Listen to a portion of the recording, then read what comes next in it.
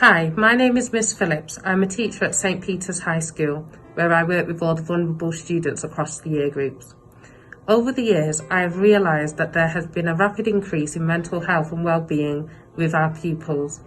And since COVID, this has had a dramatic increase in how it's affected the young students. Currently, we have over 29 students that require additional support than the school can offer, looking at outside agencies. And this is where a counsellor coming into school would benefit these students and give them an option of where they could speak to somebody, feel safe and secure, and talk about those issues. Blake. My name is Aaliyah. Hi, I'm Finlay. My name is Thomas. I'm an 11-year-old student. Maheen. Throughout the pandemic, I've been feeling like lonely, depressed, and a bit of self-harm at some point. During the pandemic, I felt quite isolated and alone, like I was trapped between the four walls of my house with so many restrictions. I feel like I was very isolated and I couldn't do anything.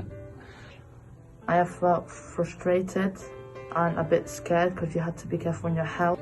I felt really isolated from everybody else since I wasn't really able to communicate, and with things like, social anxiety, the pandemic made it worse.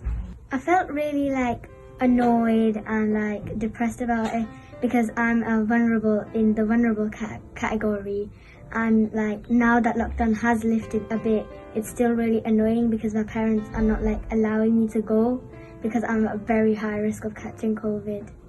I wasn't socializing at all. Even before the pandemic I wasn't, but it just made everything worse because I couldn't even see anybody and I was just in my own little bubble all by myself.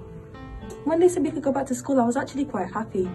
It was quite a freeing experience being let outside of my house and going out every day. But since we've come back to school, the restrictions have just made it the exact same.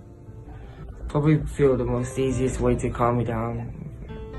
A counsellor would be like a breath of fresh air, like someone to talk to without all of the restrictions in place.